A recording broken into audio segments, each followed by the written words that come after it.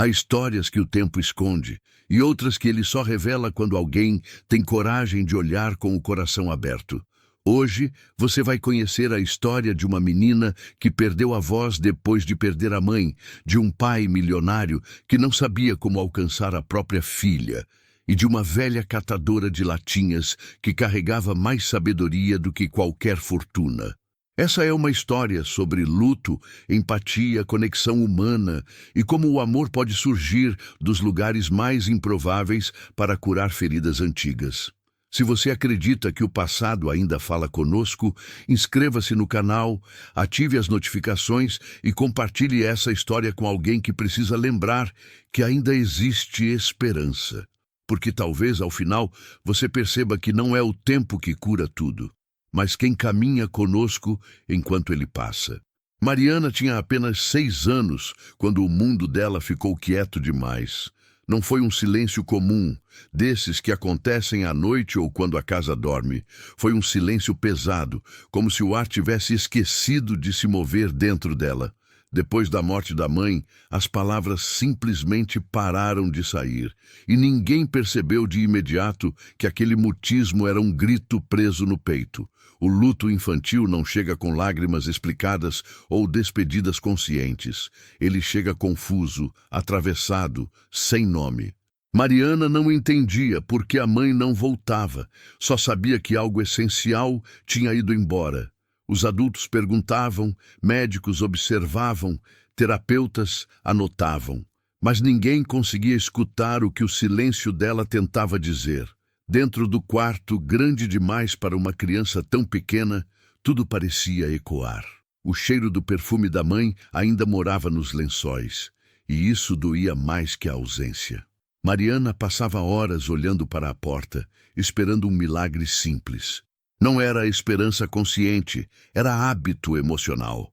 E cada dia, sem resposta, endurecia ainda mais aquele silêncio.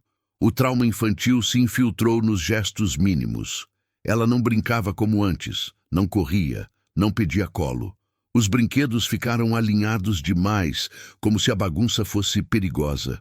Quando alguém falava com ela, Mariana desviava o olhar. Era como se responder fosse trair a mãe que não podia mais falar. Gustavo, o pai, achava que o silêncio era uma fase. Comprou brinquedos novos, viagens, quartos coloridos, mas nada atravessava aquela barreira invisível. Ele não entendia que não era falta de estímulo, era excesso de dor. E quanto mais ele tentava resolver, mais distante a filha parecia ficar. O médico explicou termos difíceis, falou em bloqueio emocional. Mas como traduzir isso para uma criança que só sentia saudade? Mariana não precisava de explicações técnicas, precisava de segurança emocional.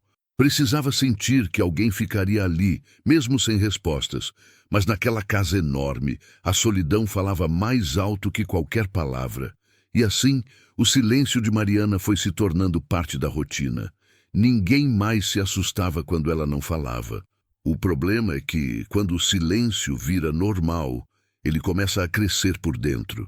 E foi nesse estado frágil, quase invisível, que algo inesperado começou a se mover do lado de fora. Algo simples, que ainda ninguém ali sabia que mudaria tudo. Gustavo sempre acreditou que vencer na vida significava nunca faltar nada. Trabalhou cedo, perdeu noites, construiu impérios onde antes havia incerteza. A mansão onde morava era prova disso. Grande, silenciosa, impecável. Mas depois da morte da esposa, aquele lugar virou apenas um cenário vazio. E a ausência de som da filha tornava tudo ainda mais pesado. O sucesso profissional não o preparou para o luto. Negócios seguem regras claras. Emoções não. Ele sabia negociar contratos milionários, mas não sabia lidar com a própria dor. Cada canto da casa lembrava o que foi perdido. E quanto mais dinheiro tinha, mais sozinho se sentia. Gustavo tentava ser forte, como sempre fora. Acreditava que demonstrar fragilidade seria fracassar. Então se fechou, assim como Mariana. Pai e filha vivendo sob o mesmo teto, separados por muros invisíveis. 2 silêncios diferentes, mas igualmente profundos. Ele observava a menina de longe, sem saber como se aproximar. Tinha medo de dizer algo errado, de causar mais dor. O silêncio dela o confrontava com a própria impotência, e isso o incomodava mais do que qualquer perda financeira, porque ali o dinheiro não tinha utilidade alguma. A mansão era cheia de empregados, mas faltava presença. Faltava alguém que sentasse no chão, que esperasse sem pressa. Gustavo confundia cuidado com provisão. Achava que proteger era oferecer conforto material. Não percebia que o que faltava era a conexão humana. À noite, ele caminhava pelos corredores longos demais. Pensava na esposa, na filha, em tudo que não sabia consertar. A solidão de quem tem tudo dói de um jeito diferente. É uma dor que não encontra espelho em ninguém, e isso o tornava ainda mais distante do mundo. Sem perceber, Gustavo também estava em luto infantilizado. Perdeu a mulher e, junto, perdeu a linguagem do afeto. Enquanto buscava soluções grandiosas, ignorava os pequenos gestos. Mas o destino já preparava um encontro improvável. Um encontro que começaria fora daqueles portões altos, bem longe do luxo. Dona Irene acordava antes do sol, não por disciplina, mas por necessidade. O corpo cansado não permitia luxo como preguiça ou demora. Cada manhã era uma negociação silenciosa, com a dor nas costas. Ela respirava fundo, pegava o saco grande e seguia. A rua era o escritório onde a vida exigia resistência diária. A pobreza nunca foi escolha, mas a dignidade sempre foi. Mesmo com roupas gastas, Irene mantinha a cabeça erguida. Já tinha perdido o marido cedo demais e um filho para a violência do mundo. Essas perdas deixaram marcas que ninguém via, mas também ensinaram a ela a reconhecer dor nos outros. Enquanto recolhia latinhas, observava pessoas apressadas passando. Algumas desviavam o olhar, outras fingiam não ver. Ela entendia, não julgava. A solidão também aprende a se calar quando é ignorada muitas vezes. Ainda assim, Irene seguia com uma empatia teimosa no peito. O carrinho rangia pelas calçadas irregulares. Cada barulho era um lembrete de que nada vinha fácil, mas havia um ritmo ali, quase meditativo. Entre uma lata e outra vinham memórias, saudades e conversas imaginárias. Era assim que ela mantinha a sanidade. Dona Irene conhecia a dor de perder alguém sem despedida. Sabia como o luto pode transformar gente em sombra. Por isso, tinha um olhar atento, quase maternal. Ela via além do que as pessoas mostravam. E esse olhar ainda encontraria alguém que precisava ser visto. Ao final do dia, com o saco meio cheio, sentava para descansar. Observava casas grandes, portões fechados, janelas altas. Pensava em quantas histórias existiam ali dentro. Nem todas felizes, ela sabia, porque a dor não escolhe endereço. Foi numa dessas pausas que algo diferente aconteceu. Um movimento pequeno, quase invisível, chamou sua atenção. Um aceno tímido atrás de uma janela enorme. Dona Irene não sabia ainda, mas aquele gesto simples mudaria destinos. E o silêncio que ela reconheceu naquele olhar não era estranho para ela. Dona Irene estava separando as latinhas quando sentiu que alguém a observava. Não era curiosidade comum, era um olhar parado, silencioso demais. Ela ergueu a cabeça devagar e viu a menina na janela. Pequena, imóvel, com os olhos grandes carregando algo antigo. Aquele olhar falava mais do que muitas palavras. Mariana não sabia por que olhava aquela senhora todos os dias. Talvez fosse o ritmo calmo, talvez a presença constante.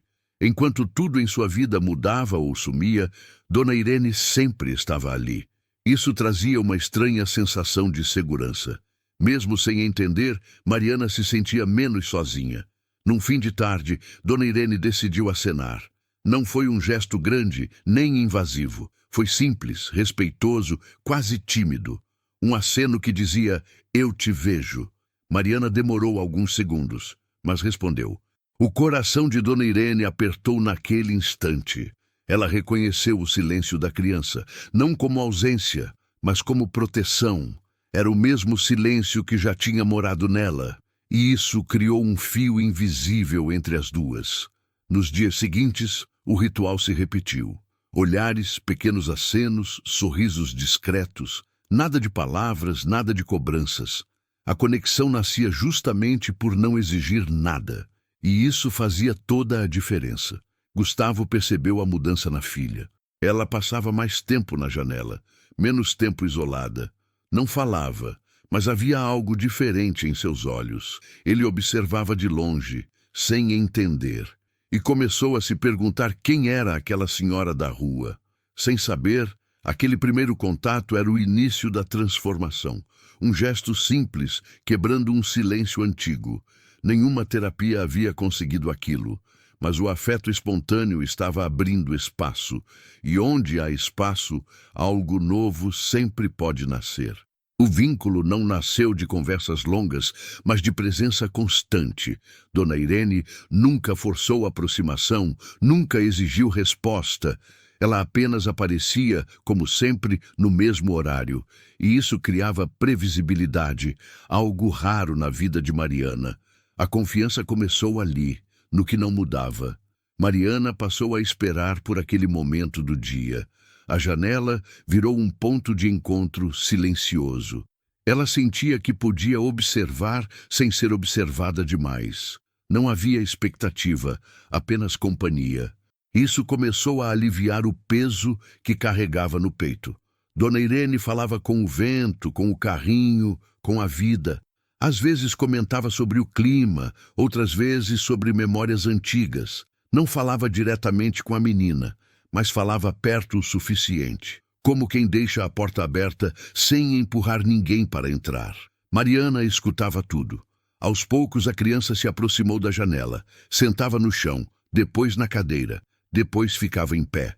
Cada movimento era um avanço emocional. E Dona Irene respeitava cada um deles.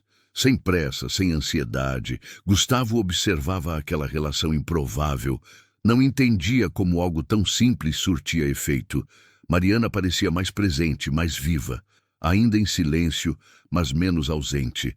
E isso mexeu com algo dentro dele. O vínculo seguro não precisa de palavras. Ele se constrói quando o outro não vai embora. Dona Irene ensinava isso sem saber. Estava ali todos os dias com o mesmo olhar. E para Mariana, isso era cura em forma de rotina. Mas quando Gustavo decidiu interferir, tudo se complicou. Ele acreditava que precisava agir, controlar, resolver. Não percebeu que estava prestes a quebrar algo delicado, algo que não se compra, não se acelera. E o próximo passo revelaria esse erro. Gustavo chamou Dona Irene para conversar num fim de tarde. Falou educadamente, mas com a pressa de quem quer resolver. Ofereceu dinheiro, ajuda fixa, até um emprego mais leve. Na cabeça dele, aquilo era gratidão e cuidado. Mas no coração dela soou diferente. Dona Irene ouviu tudo em silêncio, com o olhar firme. A vida já tinha ensinado a diferença entre ajuda e controle. Ela não se sentiu valorizada, sentiu-se reduzida, como se o afeto que construíra tivesse um preço, e isso feriu algo profundo em sua dignidade. Ela explicou com voz calma que não estava ali por dinheiro. Disse que não precisava ser paga para existir, que a presença dela não era serviço, era encontro humano. E isso Gustavo nunca tinha aprendido a medir. Mariana observou a conversa pela janela. Não entendeu as palavras, mas sentiu a tensão. Naquele dia, Dona Irene não apareceu no horário de sempre. O vazio voltou rápido, quase agressivo. E o silêncio da menina se fechou ainda mais. Gustavo percebeu tarde demais o erro. Tentou resolver algo sensível com lógica fria. Confundiu gratidão com posse. E perdeu por um instante aquilo que mais importava: a confiança recém-nascida da filha. Dona Irene ficou dias sem passar por ali. Não por raiva, mas por respeito a si mesma. Ela sabia que se voltasse naquele momento, algo se quebraria. O amor precisa ser livre para curar. E ela esperou. Foi nesse afastamento que Gustavo finalmente entendeu. Entendeu que dinheiro não substitui empatia, que conexão humana não se negocia e que para reconstruir seria preciso humildade. O próximo passo exigiria um pedido difícil, mas necessário. Gustavo esperou Dona Irene voltar a passar pela rua. Não a chamou para dentro, não ofereceu nada. Apenas se aproximou devagar, como quem aprende a pisar leve. O orgulho ficou para trás naquele momento. E isso, para ele, já era uma mudança profunda. Com a voz mais baixa do que de costume, pediu desculpas. Não como empresário, mas como pai perdido. Disse que errou ao tentar resolver tudo com dinheiro, que não sabia cuidar de sentimentos e que estava aprendendo tarde, mas com verdade. Dona Irene ouviu com atenção. Não havia ressentimento, apenas cautela. Ela conhecia pedidos vazios, mas aquele soava diferente. Havia vulnerabilidade ali, e isso abriu espaço para o perdão. Ela respondeu que todos erram quando têm medo, que o amor não se impõe, se oferece, e que a relação com Mariana precisava continuar livre, sem expectativas, sem trocas escondidas. Gustavo concordou, sentindo um alívio estranho. Naquele dia, Dona Irene voltou a passar pelo horário de sempre. Mariana estava na janela, como se nunca tivesse saído. Quando viu a senhora, algo diferente aconteceu. A menina deu um pequeno passo à frente, e o silêncio começou a rachar. Gustavo observava de longe, sem interferir. Pela primeira vez, entendeu o valor da espera. Não tentou controlar, não tentou dirigir, apenas confiou. E isso mudou tudo. A reconstrução não foi imediata, mas foi verdadeira. Cada gesto agora era mais consciente. Entre três mundos diferentes, algo novo se formava. Um laço feito de respeito, empatia e humanidade. E esse laço ainda levaria a uma transformação maior. Não foi de repente nem com aplausos. A cura chegou devagar, como quem não quer assustar. Num dia comum, sem anúncio, Mariana respondeu a um bom dia. A voz saiu baixa, frágil, mas real. E naquele instante o tempo revelou o que o amor vinha construindo. Gustavo chorou em silêncio. Não por vitória, mas por compreensão. Entendeu que ser pai não era proteger do mundo, mas caminhar junto. Aprendeu que presença vale mais do que qualquer herança, e que empatia é uma forma de riqueza que não se perde. Dona Irene continuou com sua vida simples. Nunca quis reconhecimento, apenas respeito, mas deixou algo maior do que latinhas recolhidas. Deixou um exemplo vivo de conexão humana, daquelas que atravessam gerações sem pedir nada em troca. Mariana voltou a falar, a brincar, a sentir, e cresceu sabendo que o amor pode vir de onde menos se espera. Anos depois, já adulta, ela faria questão de repetir o gesto, ajudando, ouvindo, permanecendo, porque quem é curado pelo afeto aprende a multiplicá-lo. O luto infantil não desapareceu, mas foi integrado. Virou memória, não prisão. A dor encontrou lugar ao lado da esperança, e isso é transformação verdadeira. Não apagar o passado, mas ressignificá-lo. Essa história não é sobre dinheiro ou pobreza. É sobre empatia, resiliência e solidariedade. Sobre enxergar o outro além das aparências. E sobre como pequenos gestos mudam destinos. Às vezes, tudo começa com um simples aceno. Agora me diga nos comentários, quem foi